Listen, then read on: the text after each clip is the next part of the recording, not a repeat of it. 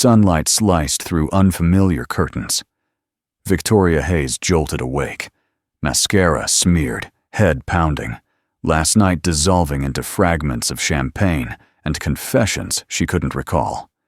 Her blouse wrinkled, but still buttoned. A jacket she didn't recognize draped over her shoulders. Then she saw him standing in the doorway. David Parker, the single dad from her team, the quiet one who never stayed late, never looked twice, never existed beyond spreadsheets and school pickups. He held 2 cups of coffee, knuckles white. Her voice cracked. "Last night? Did we sleep together?" The cups trembled, not from her question, but from what it revealed. To her, David was safe, invisible, never a man worth fearing. That single question didn't just shatter his pride. It cracked open something he'd buried for 5 years. And what happened next changed everything David thought he knew about love, loss, and the courage to start again. The alarm clock on David Parker's nightstand read 5:47 in the morning, 13 minutes before it was supposed to ring. He lay still in the darkness, listening to the familiar symphony of his small, 2-bedroom apartment, the refrigerator humming its steady rhythm, the radiator clicking as heat pushed through old pipes, and somewhere down the hall, the soft breathing of his 7-year-old daughter Lucy, still lost in whatever dreams visited children who had learned too early that mothers could disappear. David didn't need the alarm anymore. His body had trained itself over 5 years to wake before the world demanded anything from him, to steal those quiet minutes where he belonged only to himself before duty reclaimed every hour until nightfall. He moved through the morning routine with the precision of a man who had turned survival into choreography. Shower in exactly 8 minutes. Shave while the coffee brewed. Iron Lucy's school uniform while checking his work emails on the phone propped against the fruit bowl. The apartment was small but organized. Every item in its designated place, every surface clean, every system optimized for a single parent who could not afford the luxury of chaos. On the refrigerator door, held by a magnet shaped like a butterfly, hung Lucy's drawing from last week. 2 stick figures holding hands beneath a yellow sun. The taller one labeled Daddy in wobbly letters. The smaller one, Me. There was no third figure. Lucy had stopped drawing her mother 2 years ago, around the time she stopped asking when Mommy was coming back from heaven. Breakfast was scrambled eggs and toast, the same meal they'd eaten every Tuesday for as long as Lucy could remember. She appeared in the kitchen doorway at exactly 6:35, her brown hair still tangled from sleep, her backpack already on her shoulders because she liked to be prepared. "Daddy, can I have strawberries too?"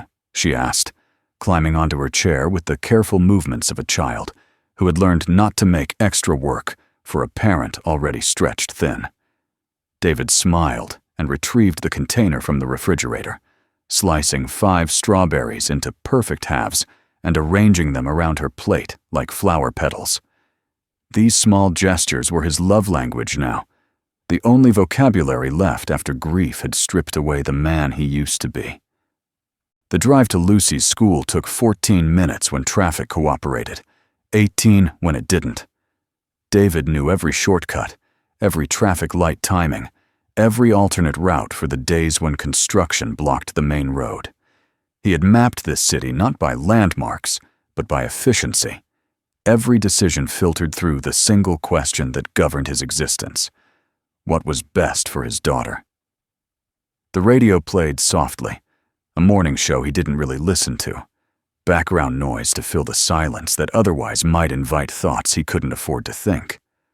Lucy sat in the back seat, her legs swinging above the floor mat, humming a song she'd learned in music class. "Daddy," she said as they turned onto the school street. "Don't forget my recital is tomorrow night. Miss Patterson says I'm doing my solo at 8:30. You promised you'd be in the front row." The reminder made David's chest tighten. He had promised, and he never broke promises to Lucy.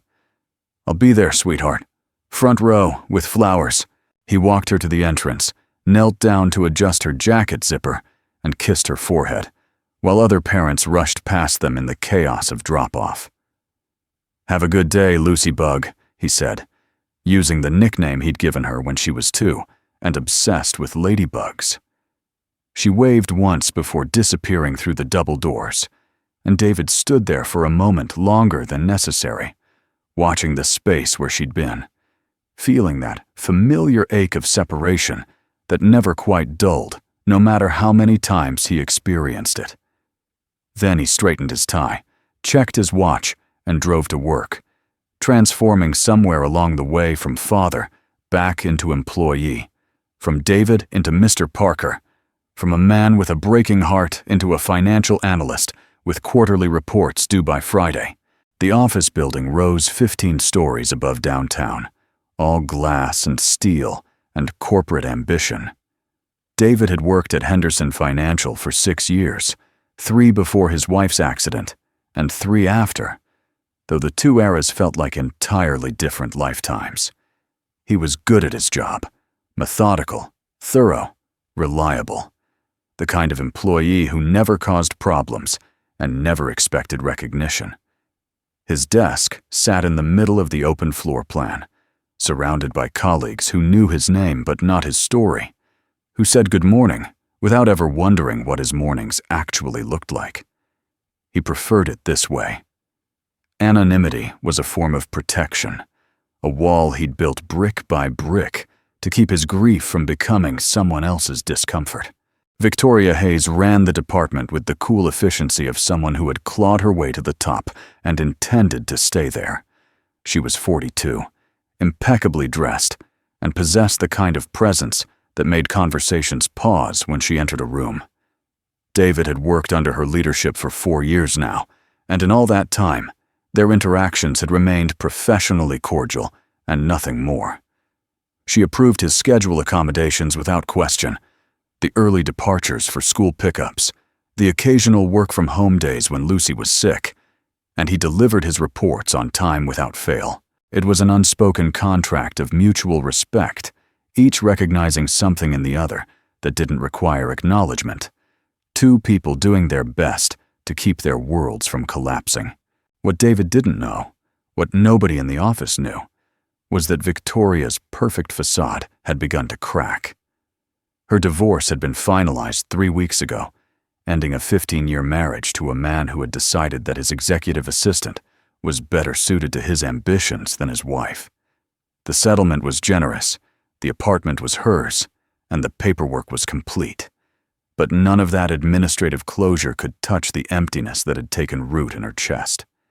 She had spent so many years building her career that she'd forgotten to notice her marriage crumbling, and now she found herself at 42 with a corner office and no one to go home to.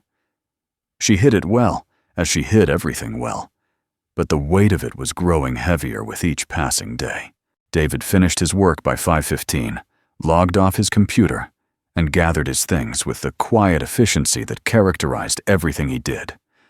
Tomorrow was the company's annual spring celebration, a semi-formal event he'd successfully avoided for the past 3 years by citing parental obligations. But this year was different. Victoria had personally asked him to attend, a rare request from a boss who usually respected boundaries. "Just for an hour," she'd said, standing by his desk with something almost vulnerable flickering behind her professional mask.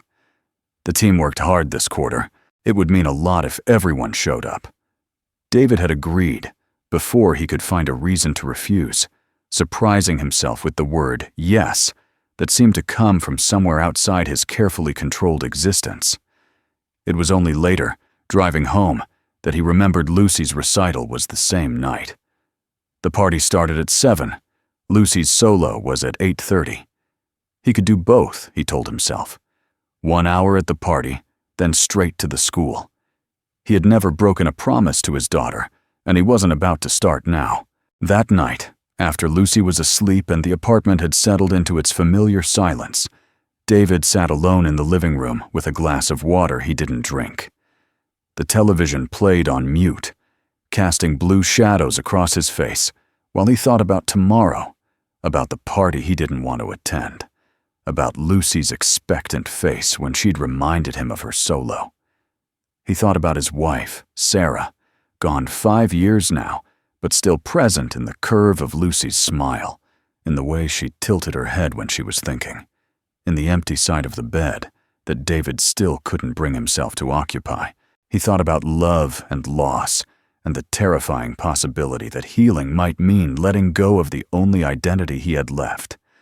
The grieving widower who had chosen to stop living the moment his wife stopped breathing. The Henderson Financial Spring celebration occupied the entire 20th floor of the Grand Metropolitan Hotel, a venue chosen specifically for its floor-to-ceiling windows that showcased the city skyline in all its glittering evening glory. David arrived at 7:15, having arranged for his neighbor Mrs. Chen to take Lucy to the recital and save him a seat. He wore his only suit, charcoal gray, slightly outdated, but well-maintained, and a blue tie that Sarah had given him for their last anniversary together. Standing at the entrance to the ballroom, he checked his watch. 1 hour here, then straight to Lincoln Elementary. Lucy's solo was at 8:30. He would make it. He had to make it. The room was already crowded with colleagues transformed by evening wear and open bars into louder, looser versions of themselves. David recognized faces from his floor, from meetings, from elevator small talk that never went anywhere meaningful. He accepted a glass of sparkling water from a passing server and positioned himself near a window, watching the city lights below, while conversations swirled around him like currents he had no desire to join. He would stay 1 hour, he told himself. Show his face, thank Victoria for her support, and return home to the quiet sanctuary of his apartment and the daughter who needed him more than this party ever could. Victoria found him 45 minutes later, and something about her was different. Her dress was emerald green, elegant and expensive, but it was her eyes that caught David's attention. Slightly unfocused, carrying a sadness that her professional armor usually concealed. In her hand was a champagne flute, clearly not her first of the evening. "David Parker," she said, her voice carrying a warmth he'd never heard in their office interactions. "You actually came." He nodded, unsure how to respond to this version of his boss, who seemed softer somehow, more human, more breakable. "You asked me to," he said simply, and something in her expression flickered. Gratitude, perhaps, or recognition of a kindness she hadn't expected. They talked, not about work, not about quarterly reports or budget projections, but about real things.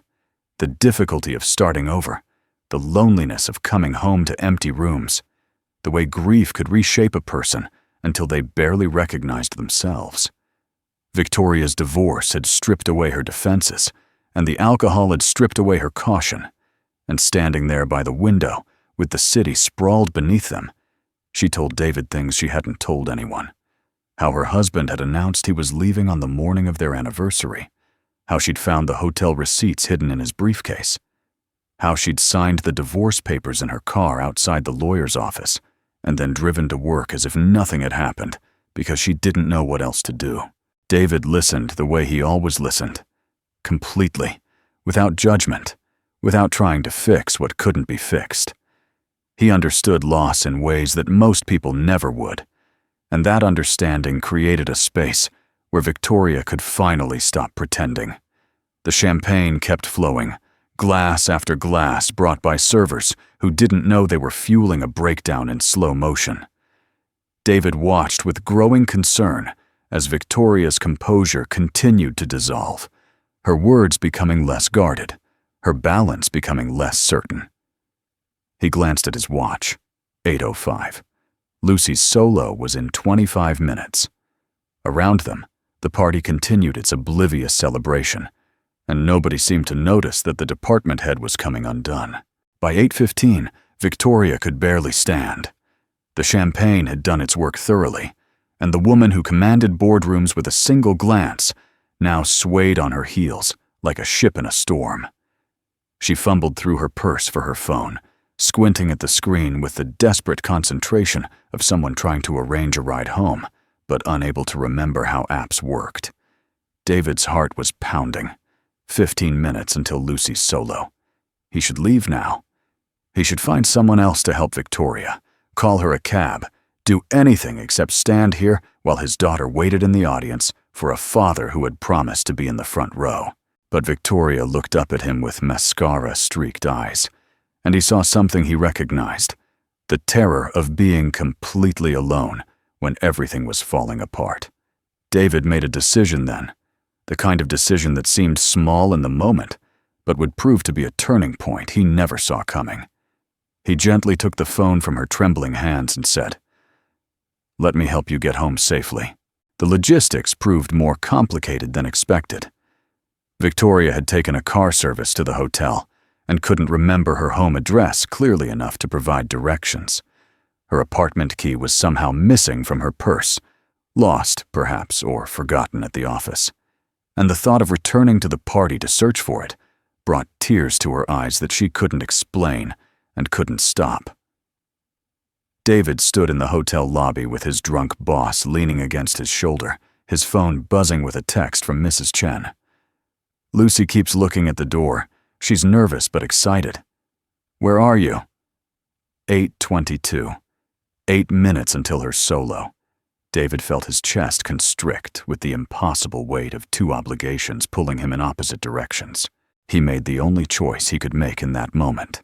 The choice to help someone who had no one else, even if it meant failing someone who had only him.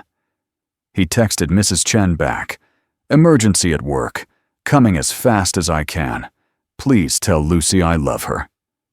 Then he helped Victoria into his modest sedan, buckled her seatbelt like he buckled Lucy's, and drove through the city toward the only destination he could think of, his own apartment. It wasn't ideal. It wasn't even appropriate, but it was the fastest option, and every minute mattered.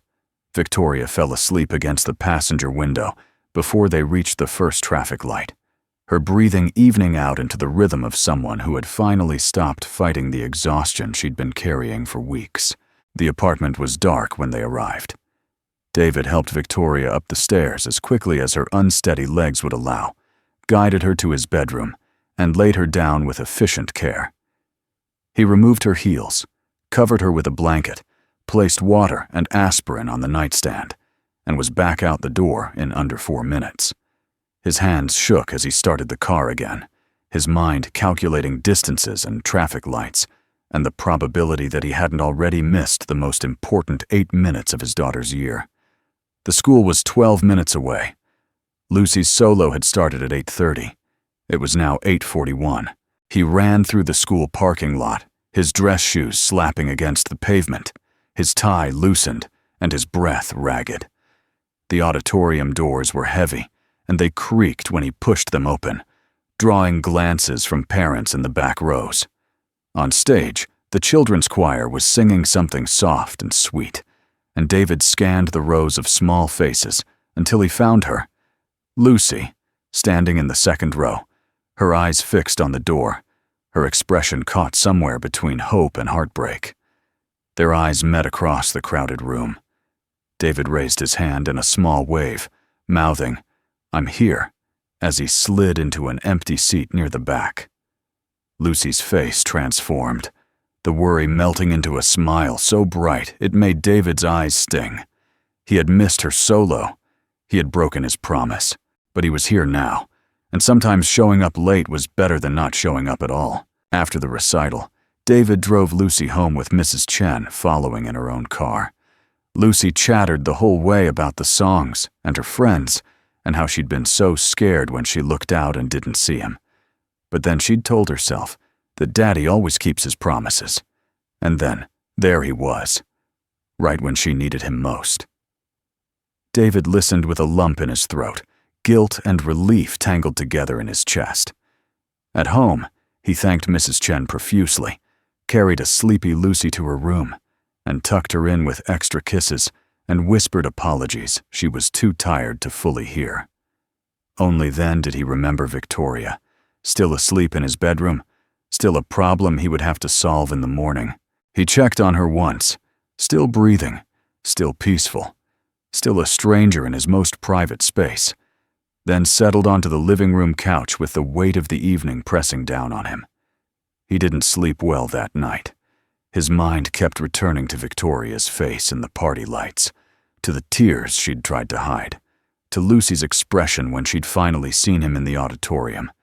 He thought about Sarah again, about the morning she'd left for work and never come home, about how quickly life could pivot from ordinary to unthinkable. And somewhere in those dark hours, he made peace with the chaos of this night. Because sometimes being a good person and being a good father pulled in different directions, and all you could do was try your best and hope it was enough. The morning announced itself through thin curtains that David had always meant to replace, filling the small apartment with light that felt too bright for the secrets the night had held. He woke on the couch with a stiff neck and the immediate awareness that today would require more of him than most days did. The clock on the wall read 6:22, and somewhere down the hall, Lucy would be stirring soon, expecting her father to be ready with scrambled eggs and explanations for why there was a strange woman sleeping in his bed. David rose quietly, stretched the tension from his shoulders, and began preparing for a conversation he had no idea how to have. He made coffee first, strong, black, the kind that announced itself, and set out 2 cups on the kitchen counter before beginning Lucy's breakfast. The routine grounded him, each familiar action a reminder that the world hadn't actually shifted overnight, even if something inside him had. He heard Victoria moving before he saw her, the soft sounds of someone waking in an unfamiliar place and trying to piece together how they'd arrived there. Then she appeared in the kitchen doorway, still wearing last night's dress, her makeup smeared into shadows beneath her eyes, her expression carrying the particular confusion of a person whose memory had significant gaps. The question came before David could offer the coffee he'd poured, before he could explain or reassure or provide any context for her presence in his home. Victoria's voice cracked over 5 words that would echo in his mind for months to come. Last night. Did we sleep together? The question hung between them like something physical, like a wall that had suddenly materialized in the middle of his kitchen. David set down the coffee cups carefully, buying himself a moment to find the right words, acutely aware of how fragile this moment was, and how easily it could shatter into something neither of them intended. "No," he said, his voice steady despite the strange hurt blooming in his chest. "Nothing happened. You had too much to drink at the party. You couldn't get home safely. So I brought you here. You slept in my room. I slept on the couch, that's all." He watched the relief flood through Victoria's features, the tension releasing from her shoulders, the breath she'd been holding finally escaping, the immediate reconstruction of her professional armor now that her dignity had been confirmed intact. She thanked him, apologized profusely, and began gathering her things with the efficient movements of someone desperate to reclaim control of a situation that had spiraled beyond her grasp. But something had landed differently for David, something he couldn't quite name, but felt acutely nonetheless. The relief in Victoria's eyes, the way her body had physically relaxed at his reassurance. These reactions told a story he hadn't expected to read. To her, the worst possibility wasn't waking up in a stranger's home or the professional complications of an inappropriate encounter. The worst possibility was that something might have happened with him specifically. David Parker. The single dad with the sensible sedan and the butter-soft voice and the complete absence of threat. She had been afraid of what it would mean if they'd been intimate, and she had been relieved to learn they hadn't been, and that relief revealed exactly how she saw him. Safe, sexless, invisible as a man. The realization settled into him like a stone dropping through water, disturbing depths he'd thought were still. For 5 years, David had convinced himself that he'd chosen invisibility, that disappearing into the roles of father and employee was his own decision, his way of honoring Sarah's memory by refusing to fully live without her. But Victoria's question and her relief had illuminated a truth he'd been avoiding. Somewhere along the way, he had stopped being a man entirely in the eyes of the world. He had become a function, a caretaker, a background figure so thoroughly unthreatening that the idea of desiring him, of being desired by him, registered as the worst possible outcome of an already compromising situation. "Daddy?" Lucy's voice interrupted his spiraling thoughts, and he turned to find his daughter standing in the hallway, still in her pajamas, her eyes moving between her father and the unknown woman in their kitchen with the innocent curiosity of a child who hadn't yet learned to be suspicious. "Who's that?" David knelt to her level, forcing his voice into its familiar gentle register, and explained that this was his boss from work, that she hadn't been feeling well last night and needed a place to rest, that everything was fine and she would be leaving soon. Lucy accepted this explanation with a simple nod before announcing that she was hungry, and just like that, the extraordinary morning was absorbed into the ordinary demands of parenthood. Victoria watched the exchange with an expression David couldn't read, something moving behind her eyes as she observed him with his daughter. She left 30 minutes later, taking a car service this time, her professional composure mostly restored, though something uncertain lingered at its edges. At the door, she paused and said something about being grateful, about repaying his kindness somehow, about seeing him at work on Monday, as if Monday were a normal day and not the beginning of whatever this had become. David nodded, said the polite things, and closed the door behind her with a click that felt strangely final, like the end of a chapter he hadn't known he was writing. The rest of the day passed in fragments he would barely remember later. He took Lucy to the park because the weather was nice, and he needed to move, needed to feel something other than the dull ache of revelation that had settled beneath his ribs. He pushed her on the swings, caught her at the bottom of the slide, bought her ice cream from a truck playing music he remembered from his own childhood. She chattered about last night's recital, about how nervous she'd been during her solo, about how her friend Kayla's dad had brought a whole bouquet of roses, and did David think he could bring flowers next time too?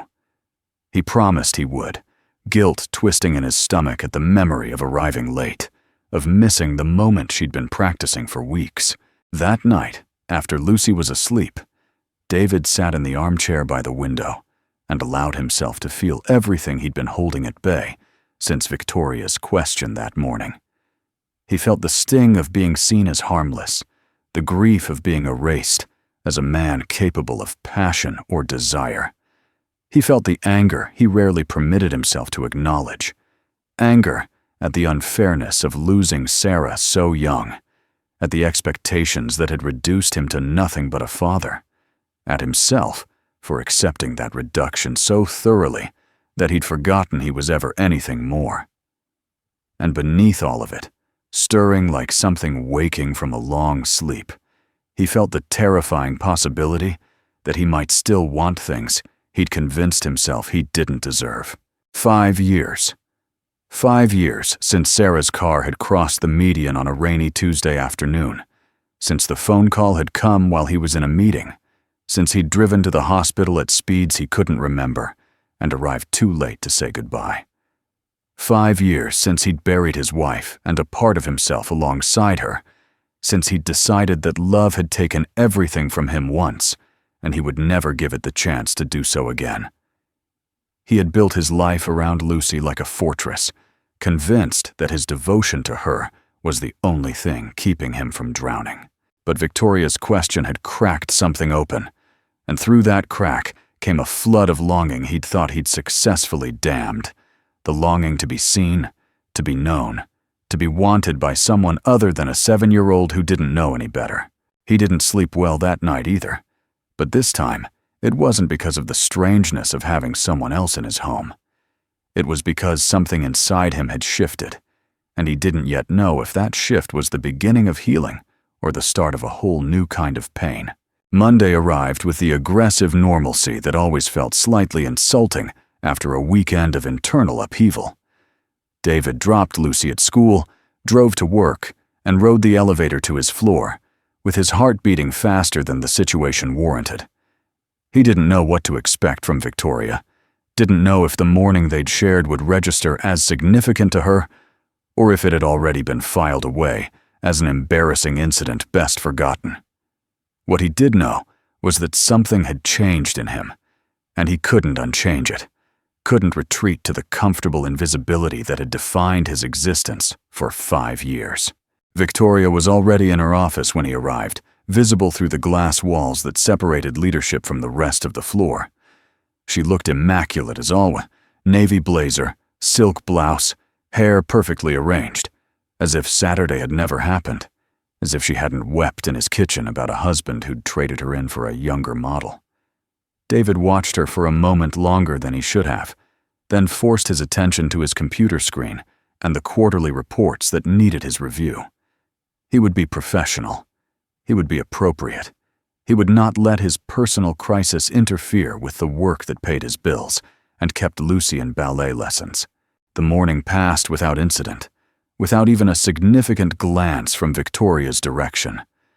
She conducted a team meeting at 11 with her usual crisp authority, never once looking at David longer than she looked at anyone else, never acknowledging through word or gesture that they had shared something more than workplace pleasantries. It should have been a relief, this confirmation that their professional relationship would remain intact.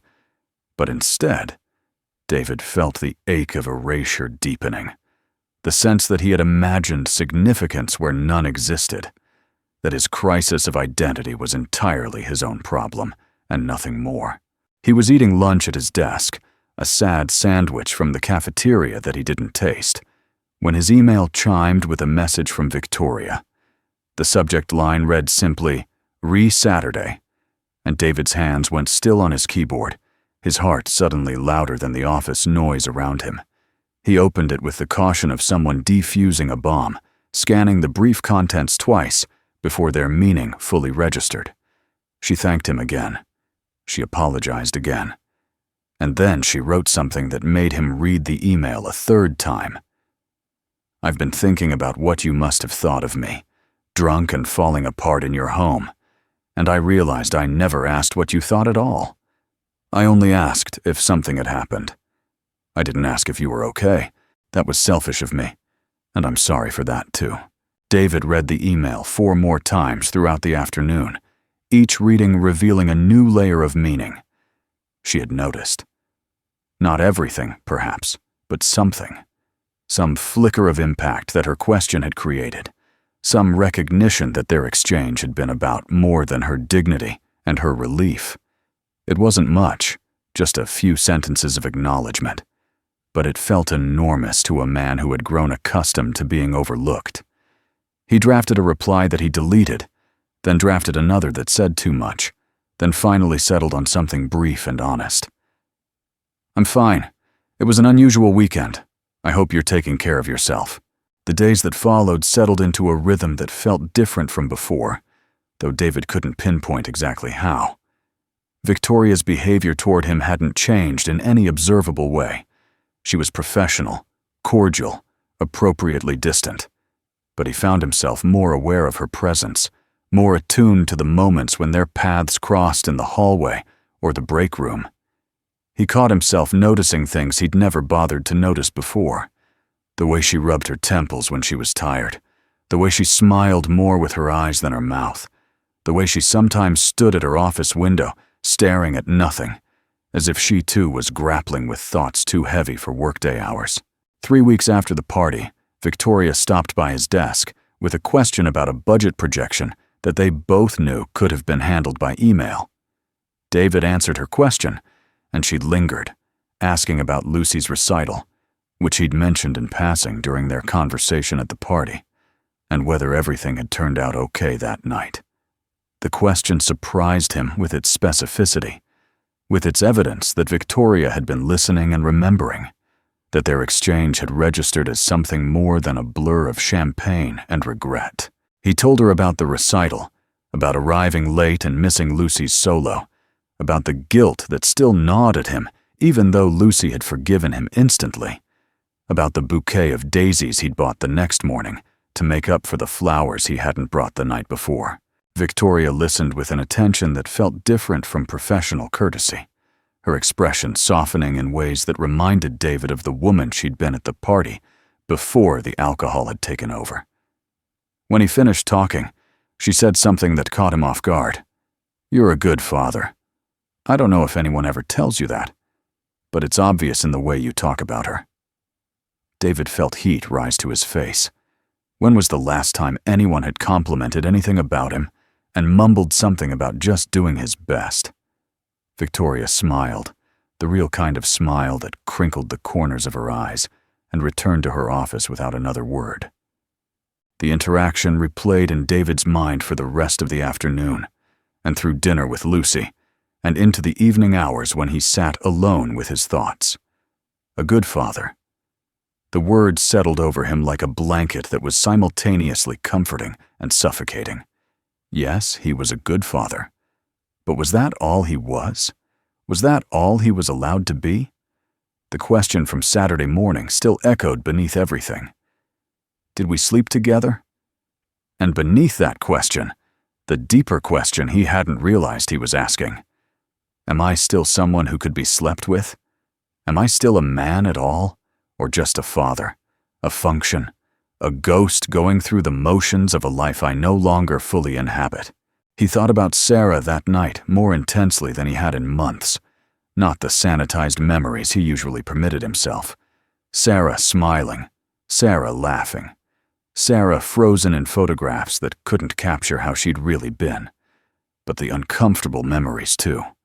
The fights they'd had about money, about time, about the way he worked too much, and she worried too much. The distance that had grown between them in the months before her death. The marriage they'd both been too tired to tend.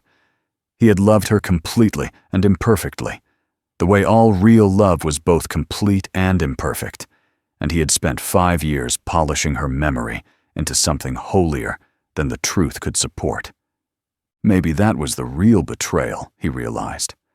Not the possibility of loving someone new, but the way he'd turned Sarah into a saint to avoid reckoning with the complexity of what they'd actually shared. She had been wonderful and difficult, passionate and stubborn, devoted to their family and frustrated by its limitations.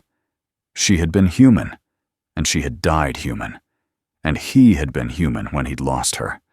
Not the stoic hero of his own grief narrative, but a scared man who'd retreated into fatherhood because it was the only identity that didn't require him to feel anything new. Victoria's question had cracked that narrative open, and through the crack, spilled truths he'd been avoiding for years. Spring advanced into summer, and the changes in David's internal landscape began manifesting in small external ways. He got a haircut for the first time in 8 months, noticed afterward that he looked younger than he'd expected, closer to the 36 he actually was than the middle-aged exhaustion he'd assumed he projected. He bought a new shirt, nothing dramatic, just a blue button-down that fit better than his older ones, and felt ridiculous for caring about such things until Lucy told him he looked handsome, and he realized he couldn't remember the last time anyone had used that word about him. Victoria's presence at work had become something he anticipated rather than dreaded, a bright spot in days that still felt heavy with responsibility, but no longer felt empty. Their interactions remained professional, appropriate, nothing that would register as improper to anyone observing. But beneath the surface was a current of connection that David had almost forgotten could exist between two adults. She remembered details about his life that he'd mentioned only once. Lucy's favorite color, his mother's name, the fact that he'd wanted to be an architect before practical considerations had steered him toward finance. He found himself remembering details about her too, the way she took her coffee, the classical music she listened to when she worked late, the garden she'd planted on her balcony as a post-divorce project. The invitation came on a Friday afternoon, delivered by email but with the weight of something more significant. Victoria was hosting a small gathering at her apartment, a housewarming of sorts, celebrating the space she'd finally made her own after the divorce. And she wanted David to come. She wanted Lucy to come too. "I'd love to meet her properly," the email said, "not just glimpse her in pajamas while I was probably still drunk." David read the invitation 3 times, his heart doing things that hearts weren't supposed to do for bosses or casual acquaintances or any category that might describe what Victoria was becoming to him. He said yes. Of course he said yes. And that Sunday afternoon, he found himself standing outside Victoria's apartment building with Lucy beside him, carrying a bottle of wine he'd spent too long selecting, and a nervous energy he couldn't entirely explain to his daughter, who kept asking why they were visiting Daddy's boss, and whether there would be other kids there, and what if she got bored. David reassured her with promises of his attention, and the knowledge that children were rarely bored for long. And then they were inside, riding the elevator to the 14th floor, stepping into a space that felt nothing like the corporate offices where David had come to know Victoria Hayes. Her apartment was warm in ways that surprised him. Soft lighting, colorful artwork, plants flourishing on every available surface. Victoria greeted them at the door in jeans and a simple sweater, looking more relaxed than David had ever seen her, and immediately knelt to introduce herself to Lucy at eye level. "You must be Lucy," she said with genuine warmth. "Your dad talks about you all the time. I hear you're quite the singer." Lucy, who was usually shy with strangers, responded to something in Victoria's manner and began chattering about her recital, her voice growing more animated as Victoria listened with the complete attention that had first captured David's own trust. The afternoon unfolded like something from a life David had stopped believing was possible for him. Other guests came and went, Victoria's neighbors, a few friends. But David found himself most aware of the moments when it was just the 3 of them. Victoria and Lucy collaborating on an impromptu art project at the kitchen table. Victoria asking David about his work with an interest that went beyond professional courtesy. Lucy falling asleep on Victoria's couch near the end of the evening because she'd exhausted herself with happiness and felt safe enough to let go. David watched his daughter sleeping in this unfamiliar space, watched Victoria drape a soft blanket over her small form, and felt something crack open in his chest that had nothing to do with grief. Later, after the other guests had left, and Lucy was still sleeping peacefully, Victoria and David sat on her balcony, watching the city lights flicker to life below them. The conversation wandered through safe territories before finding its way to the night of the party, to the morning after, to the question that had started everything. "I've thought about that morning a lot," Victoria admitted, her voice quiet enough that David had to lean in to hear her. "Not about whether something happened. I believed you immediately about that. But about the way I asked, the panic in my voice, the relief when you said no."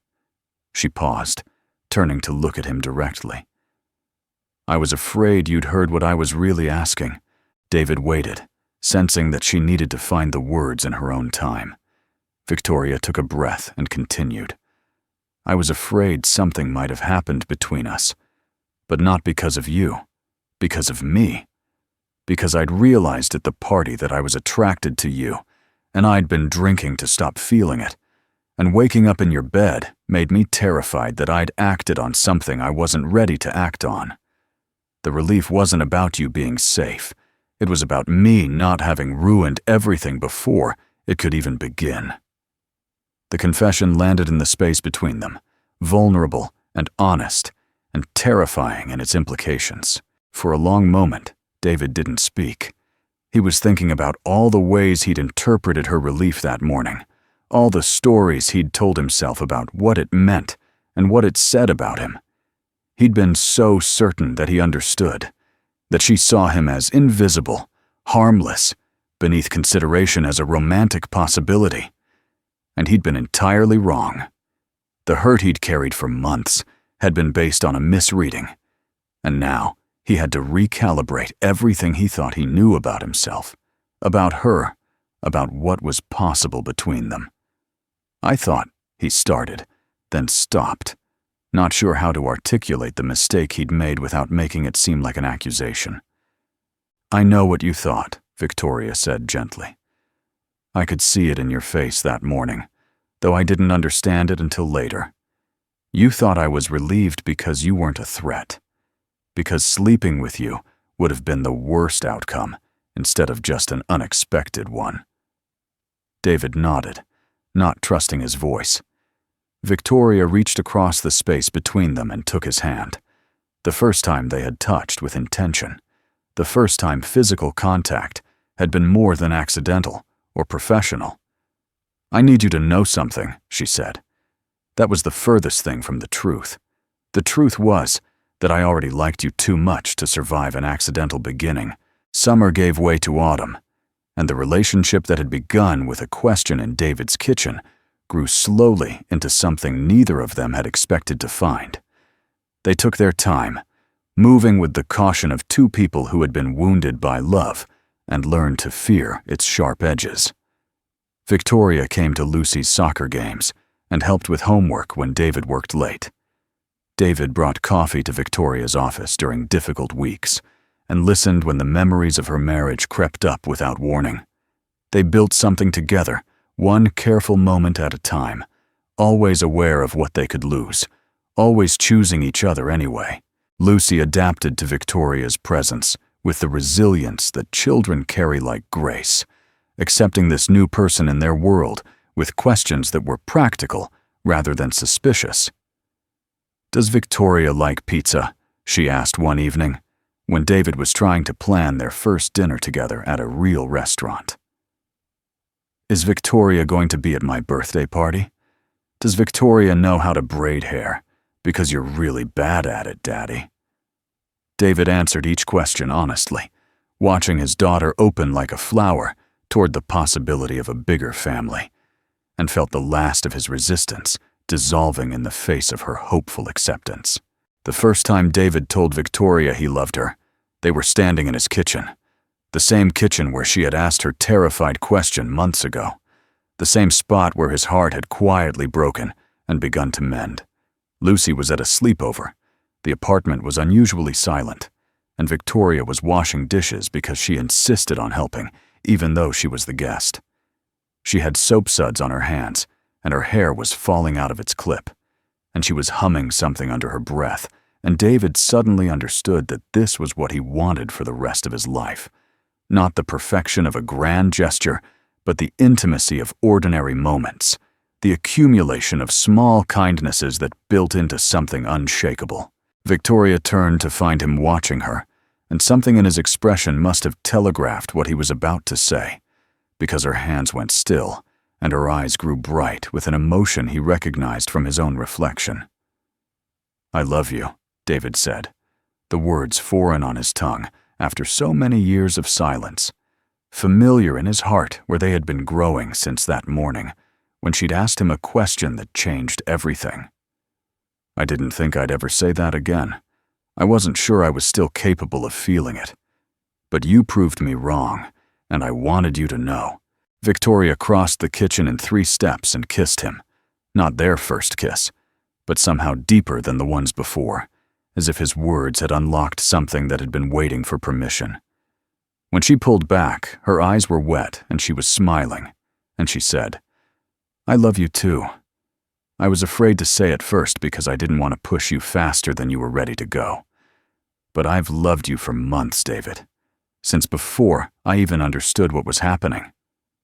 They stood there in his small kitchen, in the apartment that had once felt like a fortress against the world, and now felt like a home waiting to expand. Through the window, David could see the same city he'd driven through for years, the same streets he'd navigated between work and school, and the endless responsibilities of single parenthood. But everything looked different now, brighter somehow, full of possibilities he'd stopped believing in. He thought about Sarah, not with guilt, but with gratitude, thankful for the years they'd shared and the daughter they'd created, and the love that had taught him he was capable of such depths. She would want this for him, he realized. She would want him to live. The wedding happened the following spring, small and intimate, in Victoria's garden that had grown into something magnificent under her patient care. Lucy served as flower girl and took her responsibilities very seriously, scattering petals with the concentration of someone performing surgery. David's mother cried through the entire ceremony and kept whispering to anyone who would listen about how she'd almost given up hope. Victoria's colleagues from work attended with expressions of genuine surprise and happiness, several of them admitting later that they'd suspected something for months, but hadn't been sure until the invitation arrived. In his vows, David talked about questions. The question Victoria had asked that morning in his kitchen. The questions he'd asked himself in the silence that followed. The questions that had led him through grief and invisibility and back into the land of the living. "You asked me if we'd slept together," he said, his voice steady despite the tears threatening to spill. "And my answer was no. But the real answer to the question you were asking, did something happen between us? The real answer was yes. Something did happen. Something started. And I will spend the rest of my life being grateful that you were brave enough to ask and brave enough to stay." Victoria's vows were shorter, but no less powerful. She talked about the night of the party, about falling apart in front of the last person she'd expected to catch her, about waking in his home and fearing that she'd ruined something precious. "I spent so long building walls," she said, "protecting myself from the kind of vulnerability that real love requires. But you showed me something that morning, David. You showed me what kindness looks like, when it expects nothing in return. You showed me what safety means when it's offered freely. And you showed me that the right person won't just catch you when you fall. They'll help you stand up again, and they'll keep standing beside you no matter how many times you stumble." After the ceremony, after the cake and the dancing and the endless photographs that Lucy insisted on organizing, David and Victoria stood together on the edge of the garden, watching their guests mingle and laugh. Lucy was playing with Victoria's nieces, her giggles carrying through the evening air like music. The sun was setting behind the city skyline, painting everything in shades of gold and amber, and David felt a peace he hadn't known in years, maybe ever. "Thank you," he said to Victoria, not for anything specific, but for everything. For asking a question that broke him open. For waiting while he put himself back together. For choosing him when she could have chosen anyone. Victoria leaned her head against his shoulder and squeezed his hand. "Thank you for being the kind of man who brings drunk bosses home instead of leaving them at parties," she said. And David laughed. A real laugh, full and free and unfamiliar after so many years of careful smiles. "Thank you for being the kind of man who tucks in strangers and makes coffee in the morning and looks at his daughter like she's the entire world. Thank you for showing me that good men still exist, and that one of them might actually love me." The night stretched on, and eventually the guests departed, and eventually Lucy fell asleep on the couch just as she had that first afternoon at Victoria's apartment. And eventually it was just the two of them in the quiet that no longer felt like emptiness. David thought about the morning that had started everything, the sunlight through unfamiliar curtains, the question that had cracked his world open, the 5 words that had somehow led to this moment where he stood beside his wife in a garden full of flowers, with his daughter sleeping nearby and a future spreading out before him like a promise he'd finally learned to believe. "Did we sleep together?" Victoria had asked him that morning, and the answer had been no. But they would sleep together tonight, and tomorrow night, and for all the nights that followed, 2 people who had found each other in the wreckage of their separate losses and chosen to build something new from the pieces. The question that had shattered his life had also saved it, had forced him to see himself clearly for the first time in years, had opened a door he'd convinced himself was permanently locked. And walking through that door, hand in hand with the woman he loved, David Parker finally understood what it meant to stop surviving and start living again.